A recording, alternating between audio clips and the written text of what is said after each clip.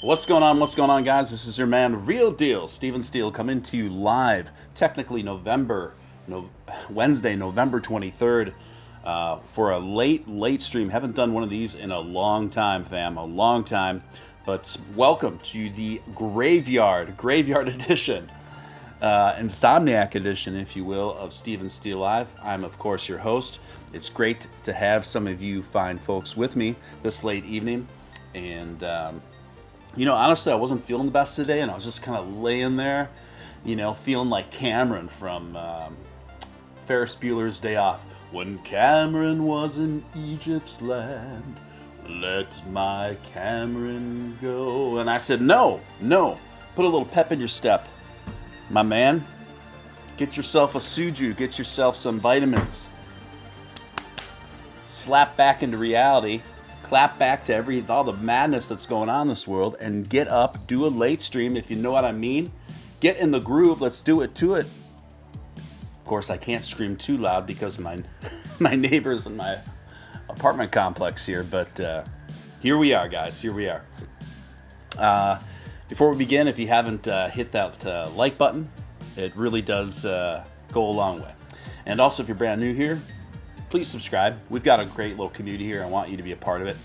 And obviously, anyone who feels compelled to super chat throughout the duration of this broadcast, it's hugely appreciated for the time and efforts put in. Without any further ado, let's see who's active in the chat so far tonight. We got Mike Tracy. We've got Crypto Tank Girl.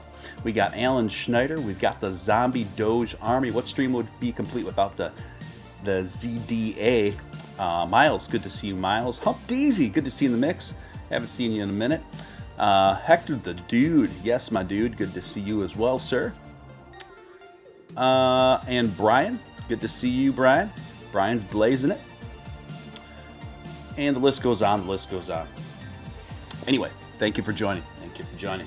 Got some really interesting stuff to talk about tonight, and that was one of the main reasons for us.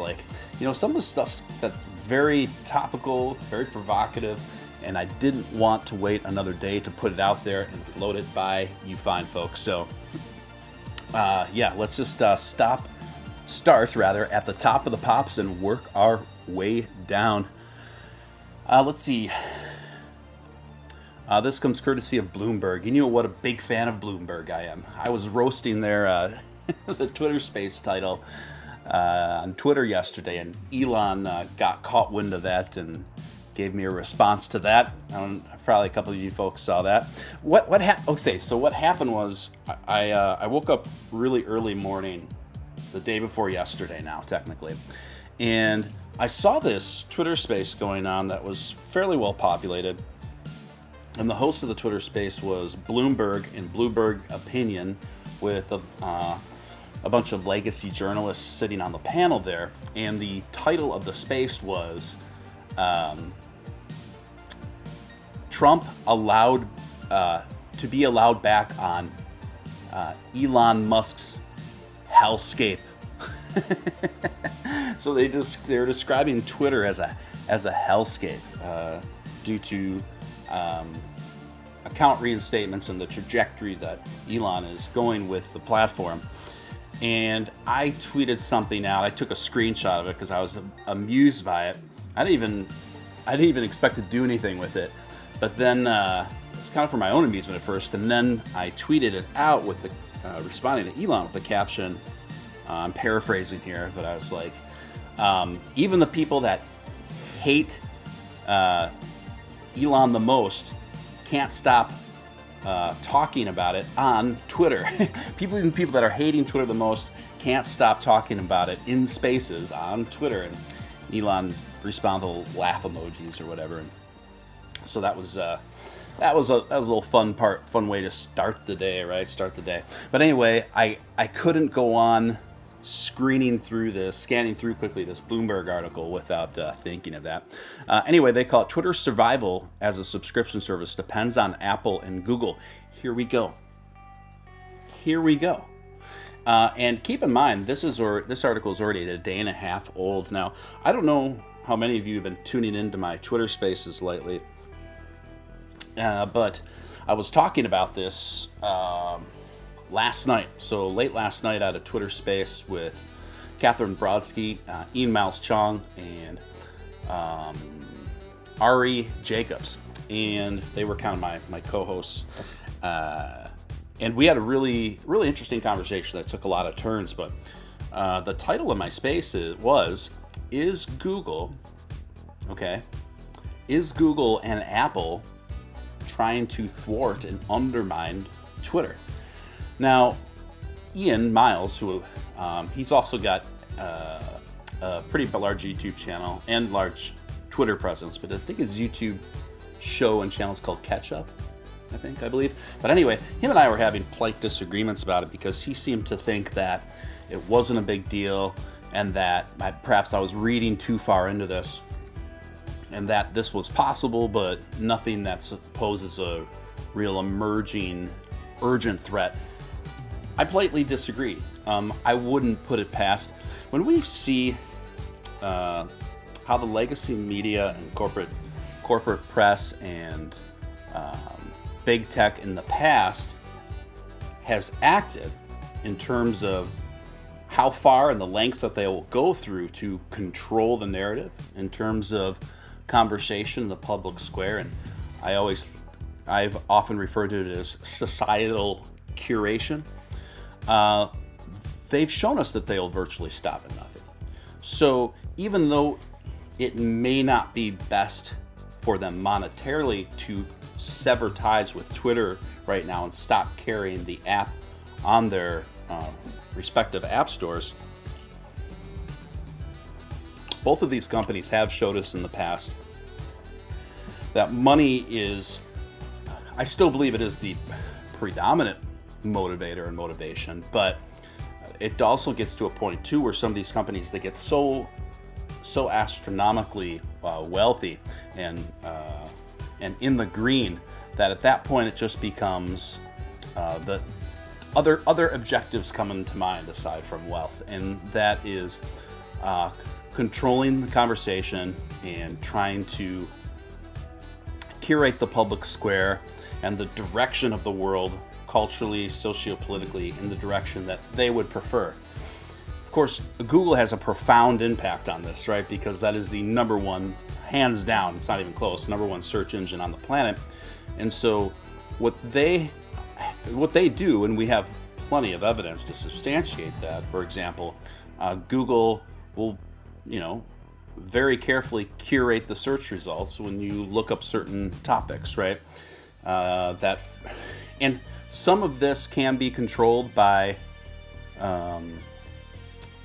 us on the receiving end, and things we can do to improve our SEO standing and stuff like that. But a lot of times when it comes to socio-political and cultural issues and just straight up news cycles, that's where they heavily control what you're going to see. And we did see this after there was footage that came out following the 2020 election, a Google staff meeting in which they were clearly echoing the sentiments. In fact, one woman straight up said, "We can never let something like that happen again," meaning the election of the previous president. We can never let something like that happen. Well, that's a heck of a statement to make. That implies that they feel entitled for them to essentially be kingmakers, right? Which is really messed up. Again, I do think there should be regulation on companies like Google, on search engines, so things are fairly democratized in terms of how much that they can curate the outcomes of what people find. It should be a lot more of an even keel, kind of let the chips fall where they may in terms of whatever naturally becomes the most popular search results for these kinds of topics is what should be presented, rather than what they want to foist upon you to be those search results. So I wouldn't be against some sort of regulation in that regard, personally. And let's see. Alan says, I predict things going back to straight up independent media. Well, things were headed in that direction before big tech really clobbered and thwarted us. And keep in mind, it happened on this platform a couple of years ago. I don't know if any of you guys remember what was called the adpocalypse, which basically radically had a profound impact on the amount of money and monetization independent content creators can make on this platform. And honestly, guys, you get, for views, I mean, unless you're like Mr. Beast, you're not going to make hardly anything on views on this platform. I mean, it's akin to how much I make as a recording artist on Spotify per stream. It's like fraction of a penny. You know what I mean? It just comes out to nothing. I do this for free. I mean, well, super chats. That's the only thing that I think I get about 70% cut of that, right? So super chats is the only way that I even get any monetization at all, ever, pretty much on YouTube. And of course, your memberships, I get a 70% percentage of that, right? So there's that. But that was, I believe that adpocalypse came in on YouTube exactly to kind of thwart independent and journalists and reporters that were beginning to thrive, and they still are, right? They still are, but it really did. It really was launched in a pretty dubious way that hit the smaller content creators and the bigger emerging content creators very profoundly, and really took the wind out of the sails because this platform, it always seems like, especially in the last 2 years, they've been trying to push it more, and the algorithms push people more towards just the straight up legacy corporate media sites, and then turn it into kind of like a glorified Netflix to a certain degree, and they're kind of taking the U out of the tube, if you know what I mean. I mean, I probably, who knows, I probably shouldn't even be talking about this on here, but it is what it is. It is what it is.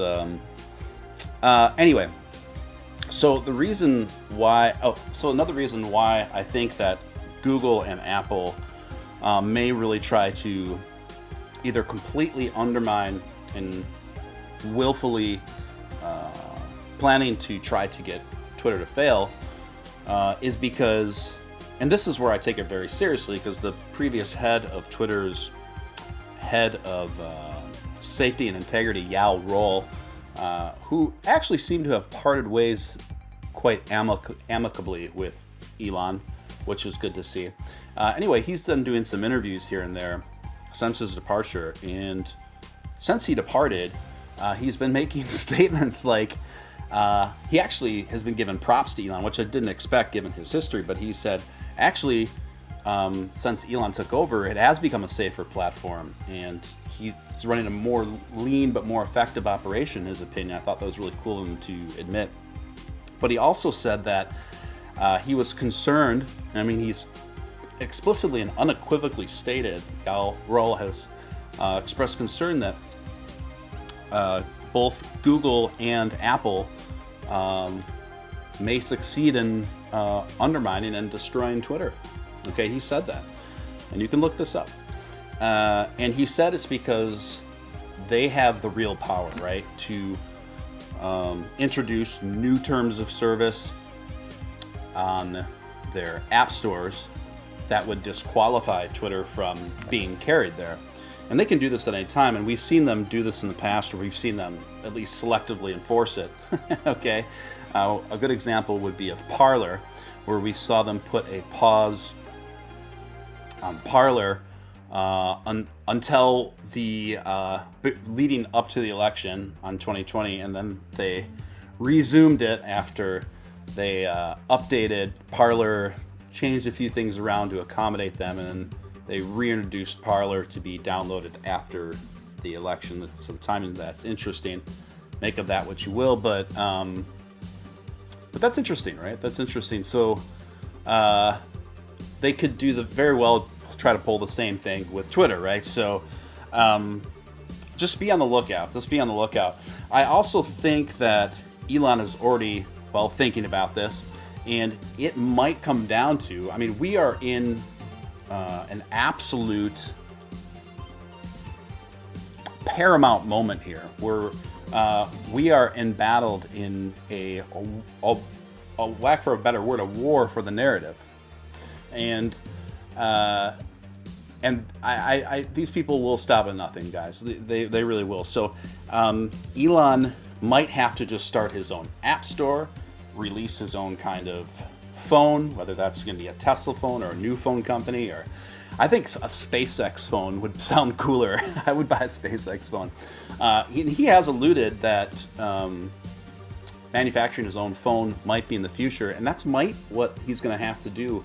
I do believe in Elon's ability to be able to accomplish all this as well, and that's just what it takes. Fastly Curious, thank you so much. $10 super chat. Here's 5 for you and 5 for YouTube. Thanks for the show. Thank you, my friend.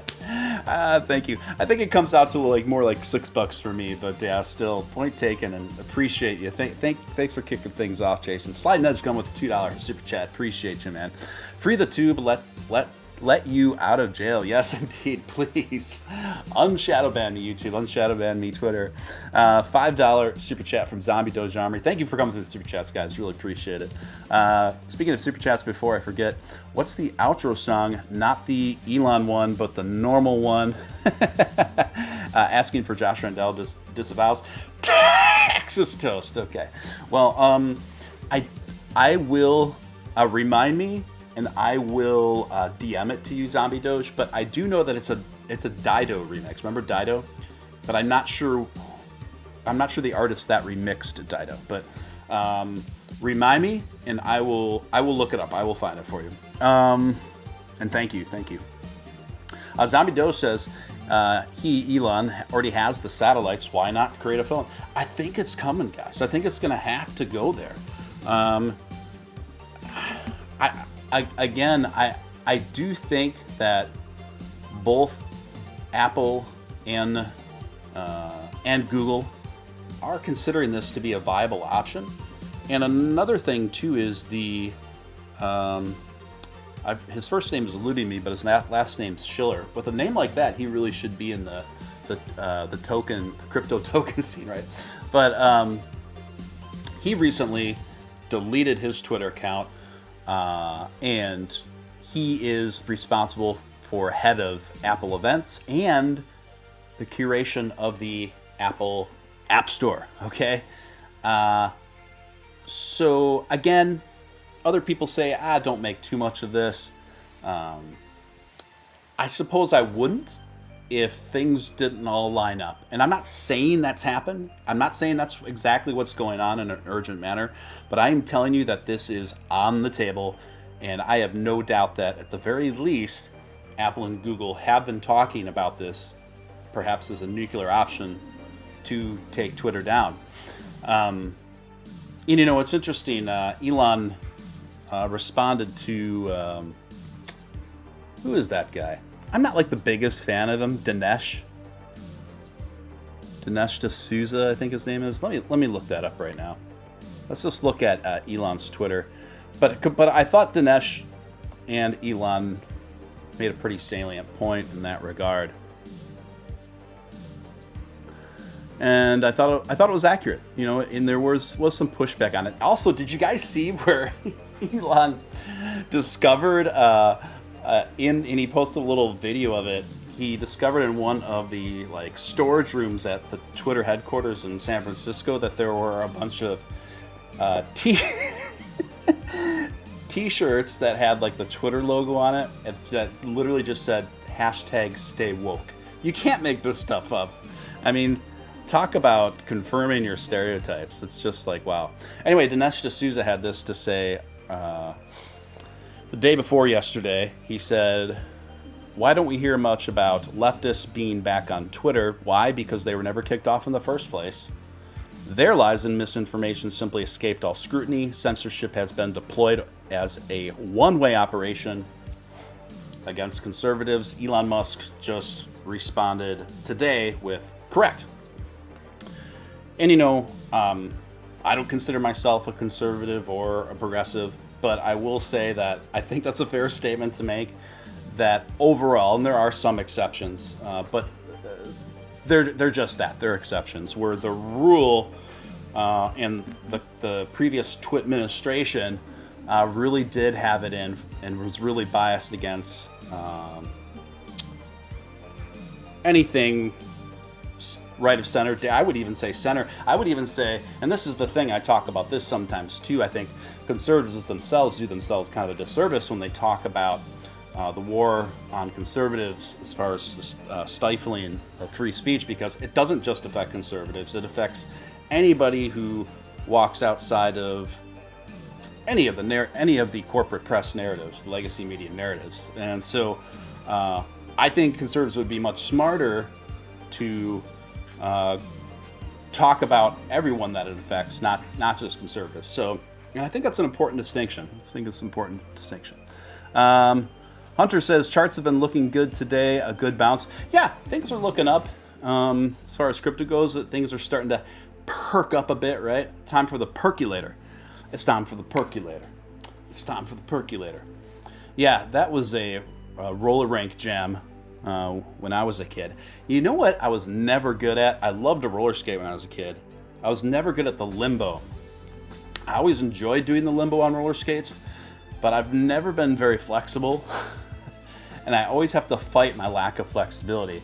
I'm looking forward to getting back into yoga again. I used to really enjoy yoga in addition to working out a lot. My health has prevented me from both, but I look forward to getting back to that. I miss yoga. But yeah, I used to love to roller skate, man. And then they'd play that game where they throw the referee at the I don't even know what I don't think they're called referees at the roller rink, but you know, the employee at the roller rink, it'd always be a dude that kind of dressed like a referee, and he'd have a whistle, just kind of monitor the rink. Anyway, and then he'd bring out the two big fuzzy dice, and they roll the dice. You guys remember that one? It was pretty cool. Tim H, $5 super chat. Always appreciate your commentary. Think we'll see SBF go to jail anytime soon. Tim, thank you so much for the super chat. Hugely appreciate the super chats tonight, guys. Honestly, it means a lot. Do I think SBF will go to jail anytime soon? Well, I do have a different opinion on this than many others. I was in I was a speaker in one of those large spaces last week, the ones Mario hosts, and we were having a talk about that. And I can't say with any certainty, but what I will say is I think it's a higher probability that Sam Bankman does little to zero jail time. Little to zero jail time. Everyone else on that panel at that time thought that was a ridiculous assertion. Respectfully disagree. I'm also willing to admit that I could be wrong here. There is a possibility they could make a primary quintessential example out of him and throw him with the book at him, but I think that's much lower. That's a much lower possibility of happening. I think the much higher probable scenario is little to no jail time for Sam Bankman-Fried. Listen, guys, this is a guy that was, and we're going to talk about this momentarily. I've got some real juicy stuff on Sam Bankman thing, FTX, and politicians courting and colluding. So what we are starting to realize here is how cozy Gary Gensler had been with Sam Bankman-Fried, and now we have enough evidence to conclude that they were conspiring to monopolize regulation on the entire crypto space, with one important caveat, that FTX would benefit from basically exceptional legislation, right? Where FTX would be the only platform that would benefit, while everybody else would be working at a disadvantage. And when we look at the timeline and how these things lined up, it also would appear that that's what pushed CZ. Coming up, come on, sweetheart. The dog's kind of whining and crying. It's okay. You okay? Want to say hi? You want to say hi?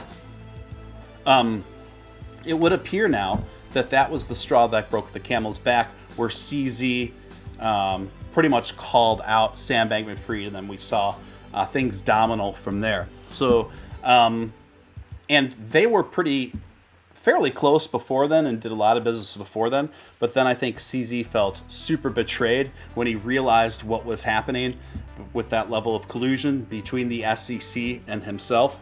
What's wrong? You okay? Her tail is thwacking against my coffee table, and that's what's making the camera shake. Not right now, sweetheart. Not right now. She always does this, right? Remy, come over here. Over here, sweetie. Come on. Just relax, okay? Sit. Good girl. All right, sorry about that, guys. So, I'm sorry, I'm just catching up on... I will catch up on your comments in a moment. Elon just responded to Stephen King. Excellent. Let's check it out. Thank you. Let's check it out. And that's another thing I love about doing these late streams, because Elon's an insomniac just like us, folks. And sometimes he really puts out the juice. Pretty soon the only advertiser will be on My Pillow. Let me see. What should I comment quick? I got a meme, but I keep using that meme, that $8 meme with, but it's a good one. I think I got to use it again. It's just so apt, right? Let me quick throw that meme in there. I don't know if you've seen this one, but I'll show it to you guys when I post it. I'm sure a few of you guys have seen it, but I made it look like a movie poster, and the movie, it's a horror film called $8. Starring here, I'll show it to you guys in a second. I'm gonna pop it in here. I love late night trolling. I love late night Elon trolling, don't you guys? It's a good time to be alive in some ways, you know. All right, guys, hit this one. Feels like the old days when we're getting live spicy Elon tweets late at night. Remember? Those of you who are real old school remember when I used to live stream this late pretty often.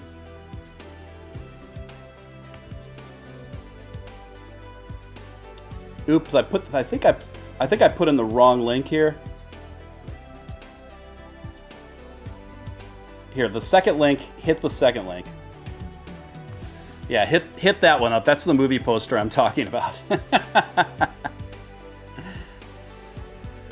All right, let's see what's going on. Alan says he'll probably be Epstein. How many? Yeah, I can't get too much into that on the air, but it's possible, man. I mean, I wouldn't take that off the table at all. Sliding Edge, you got to put Fetterman next to Perlman in your $8 poster to keep the people enriched. I don't know, man. I kind of like Fetterman in a way, like, just because he's kind of like a unlikely hero, you know. It's like, it's just amazing he got elected. I kind of find him an endearing character. I wouldn't say I'd vote for him, but I kind of find him endearing. And I don't think has Fetterman had thrown out any shade at Elon? I don't think he has. But I put it this way: I have more respect for Ron Perlman. Or I have more respect for Fetterman than I do Ron Perlman. Ron Perlman always tries to. He kind of reminds me of who's that guy? That actor, that super loudmouth actor that's been around forever. The Jewish fellow from New York, Michael Rappaport. Yeah, Michael Rappaport. That guy's so annoying. Oh yeah. Let's see what else is going on in the chat.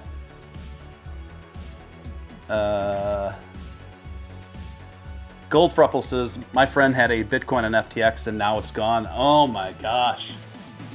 And at one time to think that that Bitcoin was worth $68,000, right? Almost $70,000.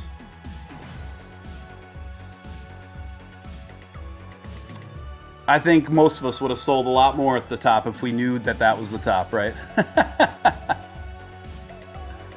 Yes, we're the Insomnia crew here. Not a bad turnout for the Insomnia crew. Maybe I'll do more of these. I do enjoy coming in late like this.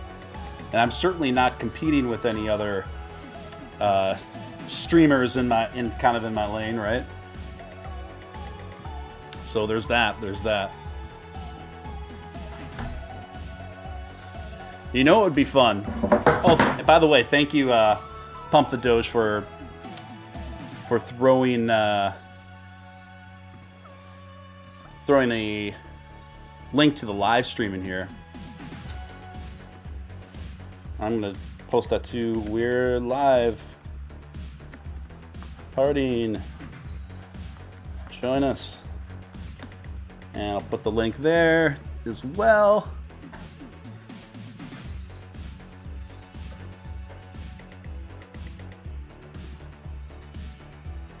There we go. There we go. Okay. Ron Perlman was great in the movie Ice Pirates. I love Ice Pirates. Pretty, not the most well-known film, but I love Ice Pirates. I love Ron Perlman as an actor. He is pretty awesome. Now, I'm not a big Hellboy fan. I'm never really into that, but most of his other films that he was in, I really like. Particularly, wasn't he in Amelie? Everyone see Amelie? That was a really well done film that he was in. Guys, just give me a moment.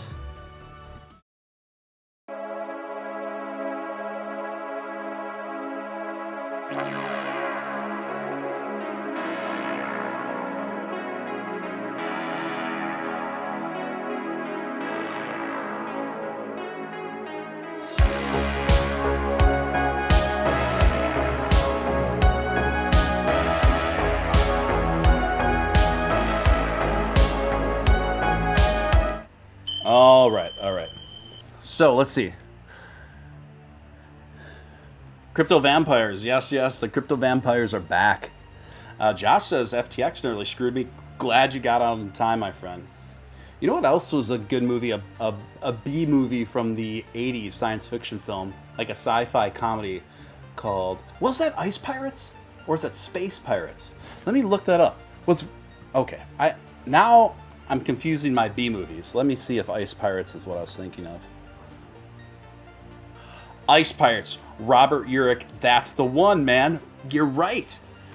Ice Pirates is the you-know-what. Ice Pirates is awesome. If you guys haven't seen Ice Pirates, stream it tomorrow. Thank me later. Yeah. I like Robert Urich, very underrated actor, right? Very underrated actor. He also, in the 80s, he was the star in, or the protagonist, whatever, in a regular TV series called, where he played a cop. Spencer for Hire. Spencer for Hire was pretty kick butt. That was pretty cool to see. Anyway, I always watch like a mix of old and new stuff, but I mostly I've watched old stuff. Anywhere going back to like the 60s, a little bit of 50s, not too much, from the 60s to present. But mostly 60s, 70s, and 80s. And 90s too. 90s was a really good era for like drama, suspense thrillers. There's a ton of good like suspense thrillers in the 90s that just had a vibe that you don't get now. Crypto Tanker's Hellboy was an awesome movie. You know what? Maybe I gotta revisit it. It could be one of those things where I was watching but not fully engaged, where I was kind of multitasking. You know, I think we're all guilty of that sometimes, right? I think we're all guilty of that sometimes. Guys, thank you for hitting up those tweets. Appreciate it. All right. Stephen King, man. This beef between Stephen King and Elon Musk is hilarious. The thing is, I really like Stephen King. I'm a fan of a lot of his books. Not Cell, though. Cell was his attempt at kind of like a George Romero zombie film, and it was bad. It just didn't measure up. But there's so many of his pieces, so many of his works, and I really do like most, not all, of the film adaptations. But my favorite film adaptation, Stephen King inspired movie, is Christine. Christine's my favorite. Anyone here see that movie? It's about a killer car a 1958 killer car that's like possessed, which is, it's kind of turns into an unintended comedy to a certain degree. but it just has that vibe and has the aesthetic, and it's a lot of fun to watch. Okay, somebody else does remember Spencer for Hire. Somebody else does remember Spencer for Hire. Okay, let's see here. I got a couple other links here, but they're kind of being redundant because it's stuff I talked about with Apple and Google and statements from Yael Roth. I think we covered that just fine. And I will just say this. Yeah, Yael Roth said Twitter was actually safer under Elon Musk than it was before, which is interesting. Ex-Safety Czar says new boss upped efforts to get rid of hate speech, but warns Apple and Google might kill the app. Okay. This is why I'm concerned, people. If the head of safety and integrity is straight up saying this to the press unequivocally, I think it's something we should at least keep an eye on. So I respectfully disagree with Ian Miles on that. Let's see. Let's go to Benzinga. Let's talk about a little bit of crypto here. Dogecoin. Dogecoin relative shoots up 24%. And who would that relative be, guys? Who would that relative be? Any guesses? I'll give you a few seconds. Dogecoin relative.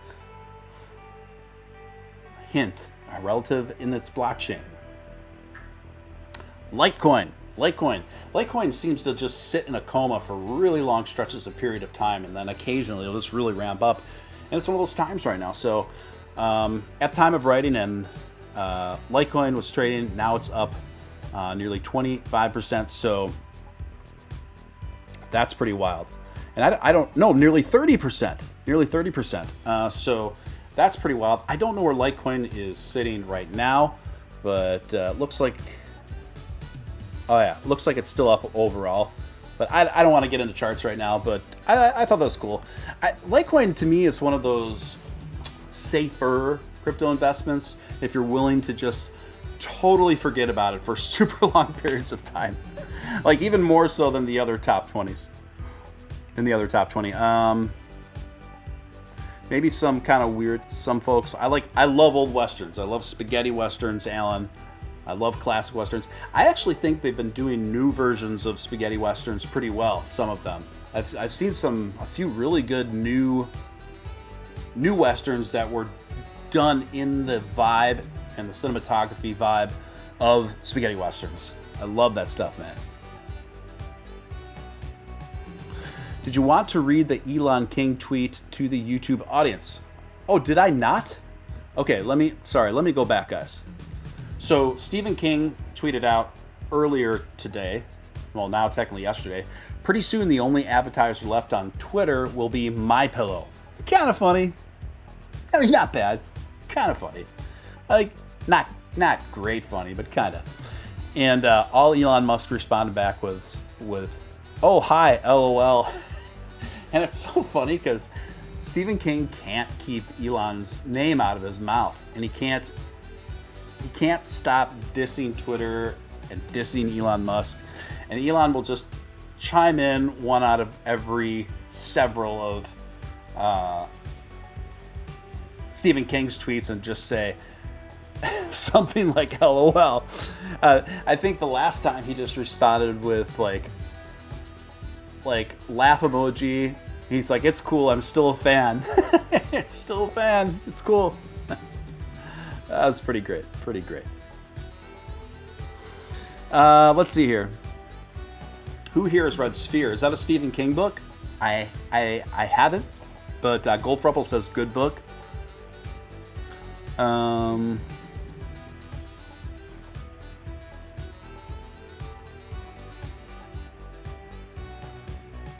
Emperor Doge says, I like how he bashes Elon on Twitter. On Twitter, a lot of them are doing this while increasing Twitter traffic. Yes, indeed. That's the best part about it. I've had a lot more people, haters coming out of the woodwork for me lately. I don't know. I think it's in part because Elon recently responded to me again. And whenever that happens, but even now, way more so than ever. And it's obviously due to Elon's acquisition of the platform.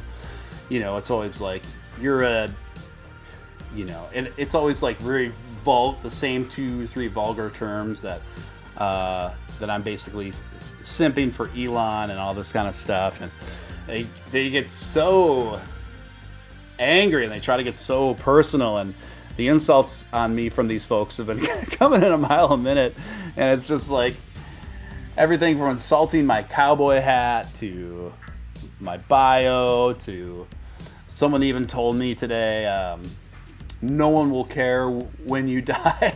I'm like, jeez. And it's always like from total anon profiles with like, 0 followers. It's like, okay. And those are always ironically the people that tell you your content sucks, right? I think Crypto Batman pointed that out the other day. I thought it was an astute observation.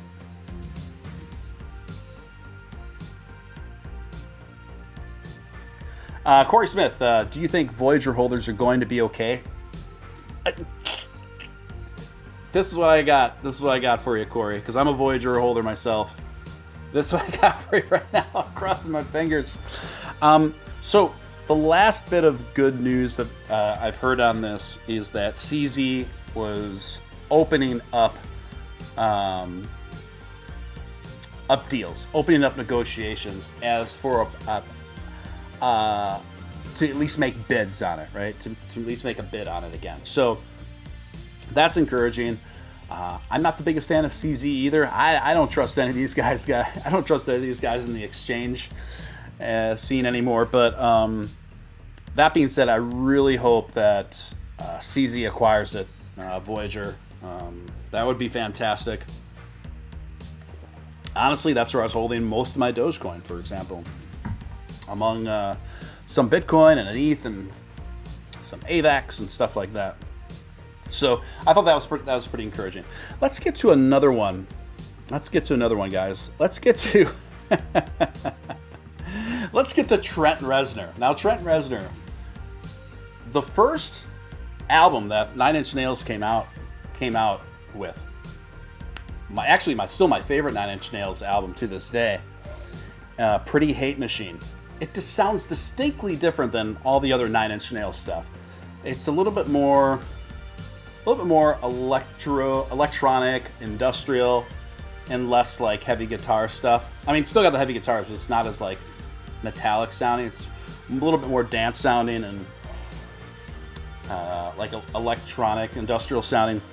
And my favorite Nine Inch Nails song is actually, I don't know if anyone's heard this song, Down On, or is it Down On It or Down In It?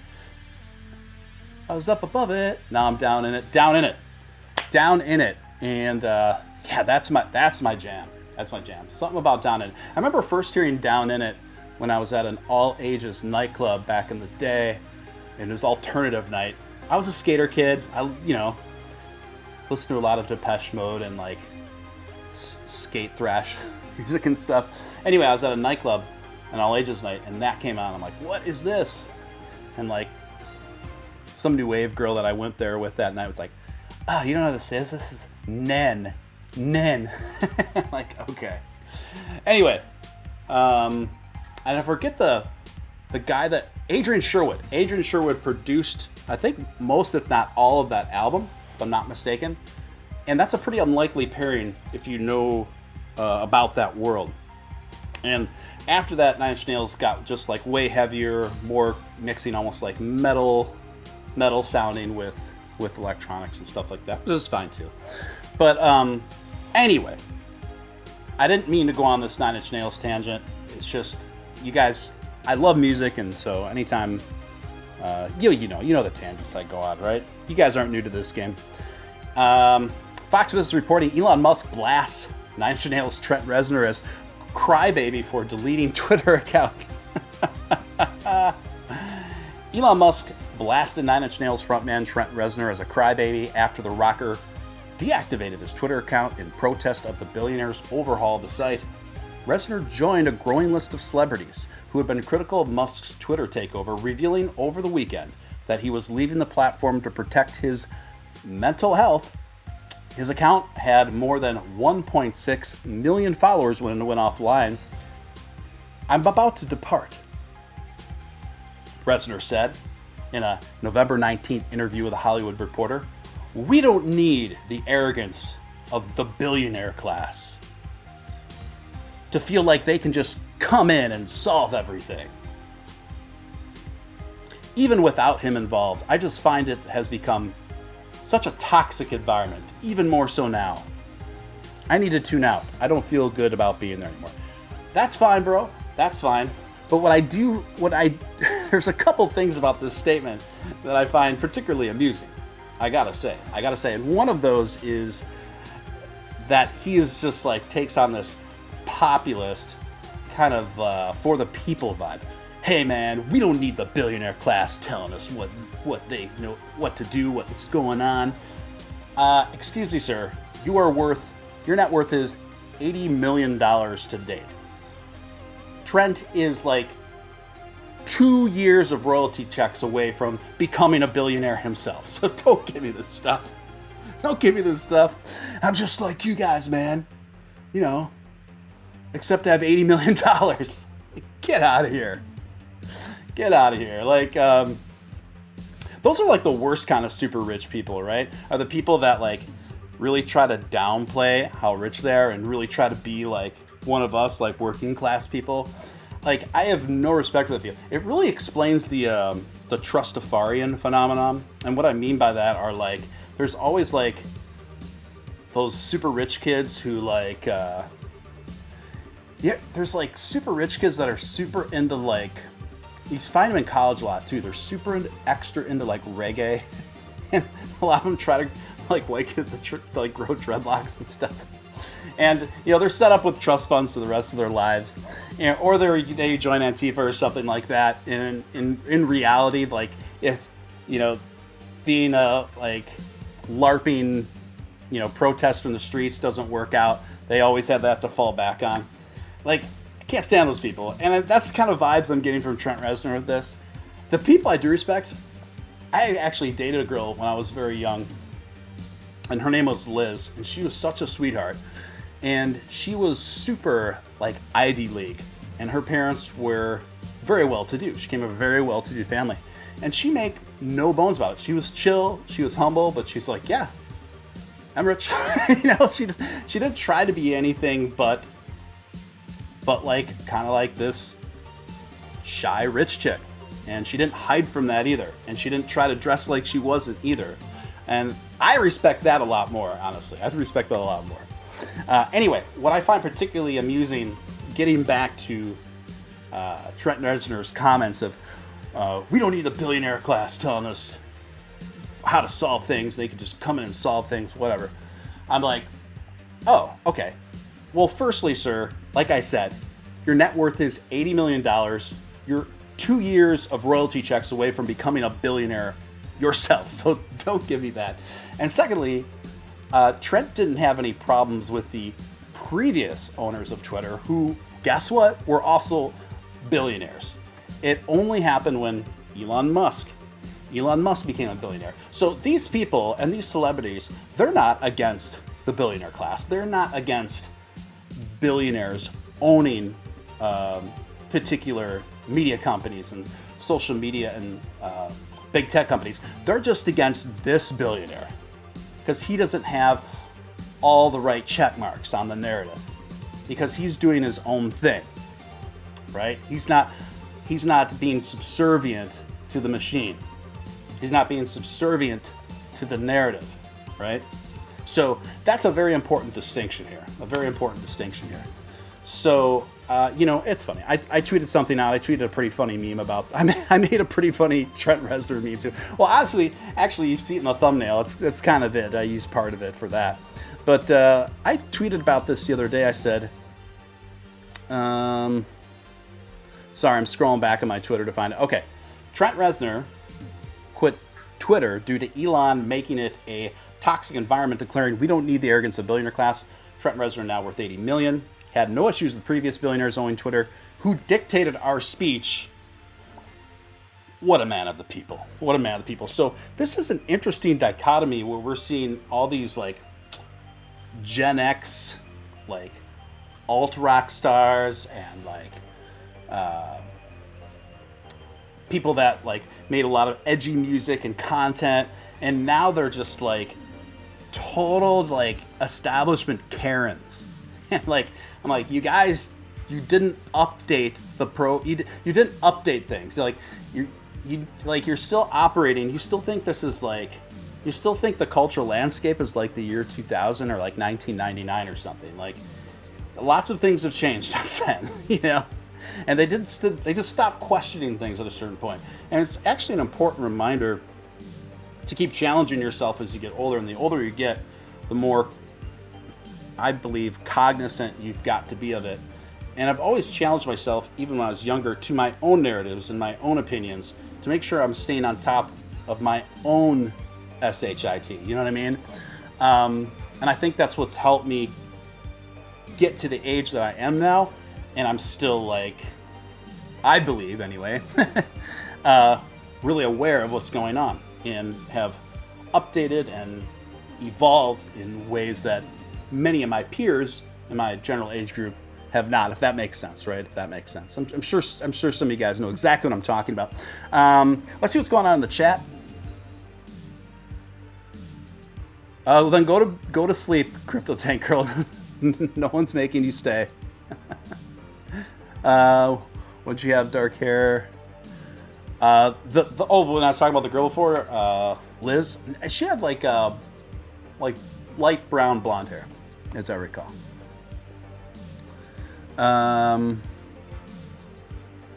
Emperor Doge, their true colors are showing. This is true. What else?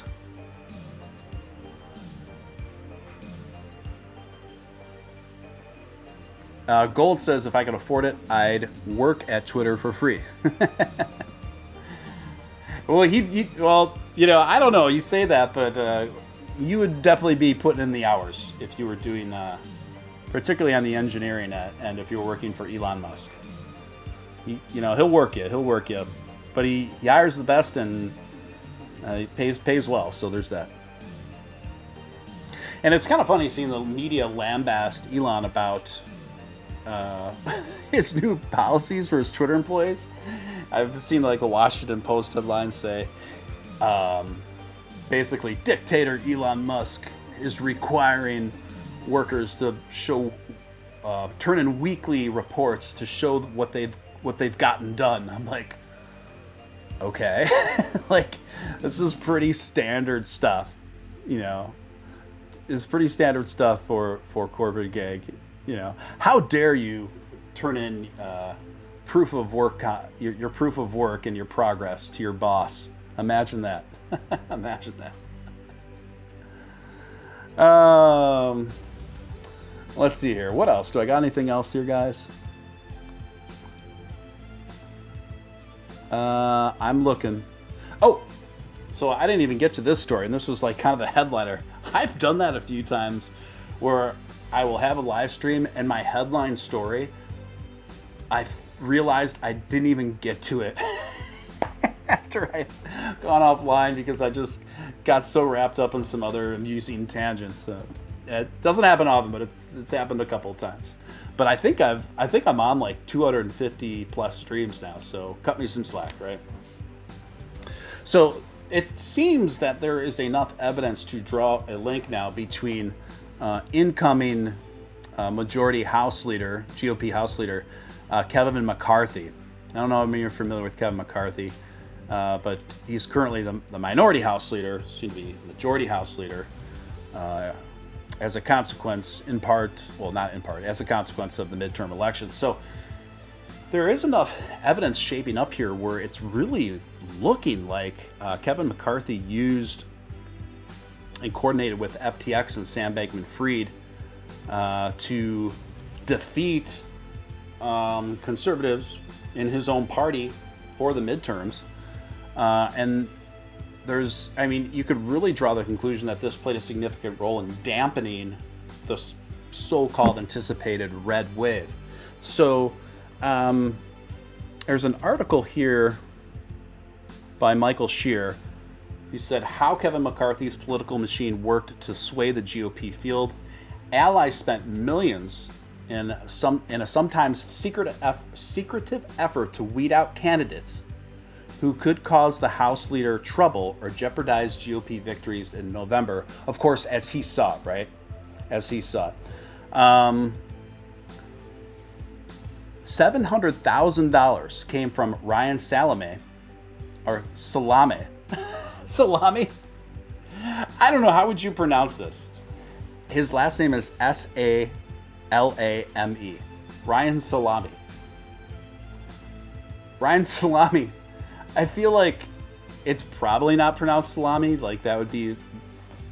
I feel like even if it was pronounced salami, he wouldn't pronounce it salami. He got a lot of you-know-what in grade school for that. Anyway, we're calling him Ryan Salami. $700,000 came from Ryan Salami, an executive at cryptocurrency exchange FTX, a major donor to both McCarthy's own operation and to other groups backing McCarthy's favorite candidates. West Realm Shears Services, the corporate name used by FTX, gave $750,000 to CLF in August. Advisors to Salami and FTX declined to comment. Of course they did. Let me read that first part again, because this is pretty extraordinary. And obviously, the majority of the media is not covering this at all. $700,000 came from Ryan Salami, one of the chief executives at FTX, and funneled it basically through PACs that McCarthy was involved in, specifically to defeat certain GOP candidates that he thought would be problematic for his personal agenda as he saw it. Certain GOP candidates who he thought wouldn't perform well in future elections, or wouldn't get in line enough with his preferred agenda as incoming majority House leader. This is extraordinary. And this just goes to show how deeply corrupt both of these parties are. How deeply corrupt both of these parties are. And thanks to, what was that called that the Supreme Court passed years ago? I'm having a total brain freeze on it right now. Citizens United. Thanks to the Citizens United ruling, there are no restrictions on what these PACs, PACs can spend on elections, right? This is not good. And I was always against Citizen United. Guys like Mitt Romney were for it, as Mitt Romney famously said years ago when he was running for president against Barack, corporations are people, my friend. Corporations are people, my friend. Okay. Well, here we are. The corporations, aka people, they just spent huge wallops of money to undermine essentially who all of the populist Republican candidates that were running in the midterms. And this guy thwarted his own party, and he is the incoming leader of that party in our halls of Congress. This is massive. This is an absolute bombshell.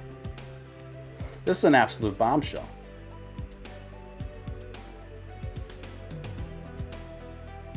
Mark Wheatgen, the head of public policy and regulatory strategy at FTX, was invited to McCarthy's home with his family in August to a donor retreat in Wyoming.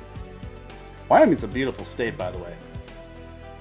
And then there's some Schedule A FEC forms that show a form filled out by one of the PACs called Congressional Leadership Fund for further evidence to this. And I have to thank a Twitter account called National File for originally turning me on to the story, and then I researched it. Just dropped my phone pretty thoroughly thereafter. Anyway, let's go and see what's going on in the chat. Hunter Wayne just throwing up emojis. I'm not seeing any salami on Stephen's post. Will Coinbase be next? Mark is asking. Well, that's another interesting thing, right? I wonder if I made a note of that somewhere, because I did take a screenshot of it to be sure, but CZ...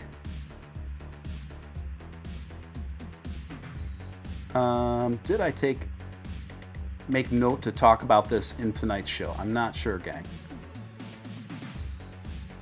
I didn't, but I can talk about it. So CZ, basically what he did is he tweeted out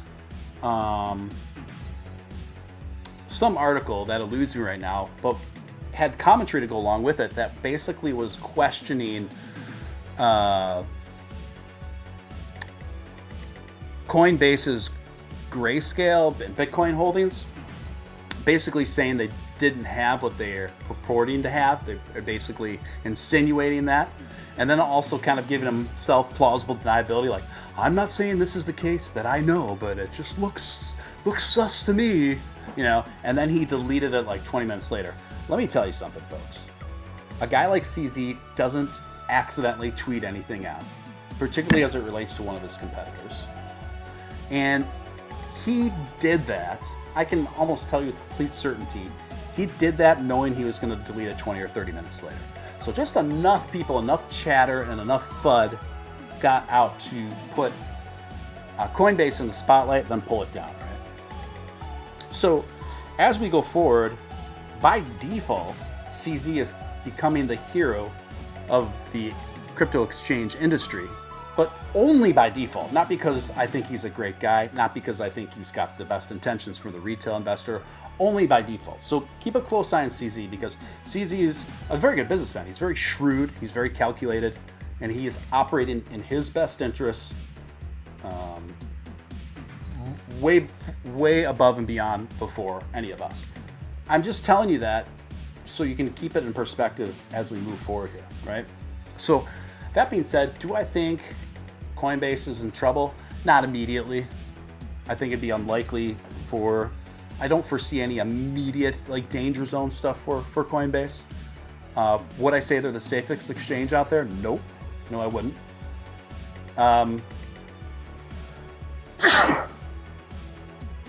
Ooh, my sinuses are making me sneeze a lot more. Again, my favorite exchanges, not my favorite exchanges. I'm not a fan of any exchanges right now.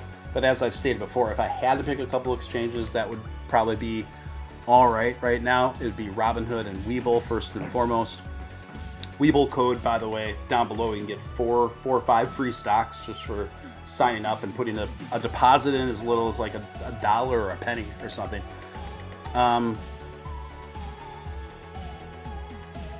But the only reason why I would put WEBULL and Robinhood in the safer category is because they're not solely reliant on crypto for their business model, because they started as stock exchange, basically stock trading exchanges.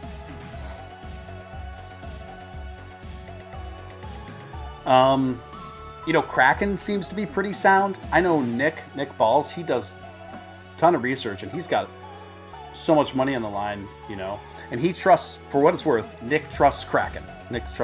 So, for what it's worth. Robinhood is where I'm at. I think Robinhood's, if I had to pick, I think Robinhood and WEBULL are the safest exchanges out there right now. I'm still holding a few positions on Coinbase, and my Coinbase wallet, which shouldn't be affected at all because those are like third-party Uniswap kind of stuff. But I'm also holding a couple smaller positions on the Coinbase app. I'm keeping a very close eye on them though. I should probably transfer them over to my cold wallet soon. But one of them is like I'm like trading it back and forth. Zombie says, I really like Coinbase, but yeah, I'm not going to lose my money, y'all. I don't blame you. I've been a fan of Coinbase too. Coinbase has always been one of my favorites. I just like the way it looks and feels and the intuitiveness of it. Fees are a little steep though. Fees are a little steep there. I gotta say that. Well, as Elon tweeted again since replying to Stephen King, I just like the idea that Elon was probably sitting on the throne at 2 a.m. and decided, oh, he did just tweet back.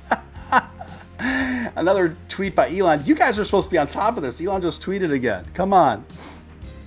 All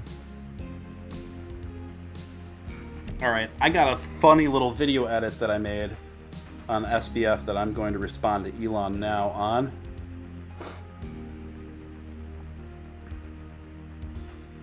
So let me take care of that quick.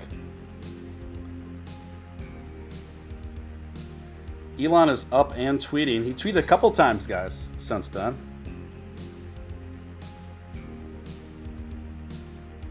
Just let me take care of this quickly.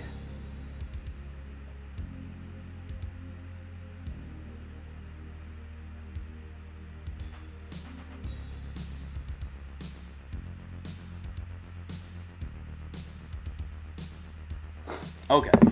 Yeah, I've just uploaded my little edit remix of the Sam Bankman-Fried and Nas Daily piece. I think it's pretty funny if you haven't checked that out. Nick stole a long time ago. Well, in part he did. In part. Zombie Doge Army, WEBULL is nice, but you have to pay if you want to transfer your stuff, but that makes people less prone to sell everything and kill the platform. Yeah, exactly. It's kind of like a security at that point. I see that as kind of a security, almost like a security feature in a way. Anyway, if you haven't seen it yet, this is in my opinion, hilarious video edit of SBF. It's like 1 minute long. So check that out. Feel free to pass that along. Let's see. What else, guys? Got any more questions for me?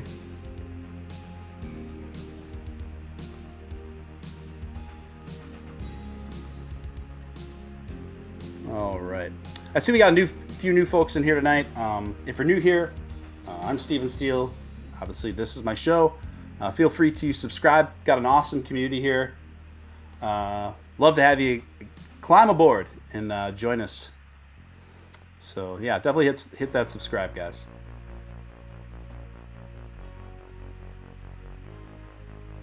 Good night, Crypto Tank Girl. And at that, we're going on at about almost at 2:30 in the morning in my neck of the woods here.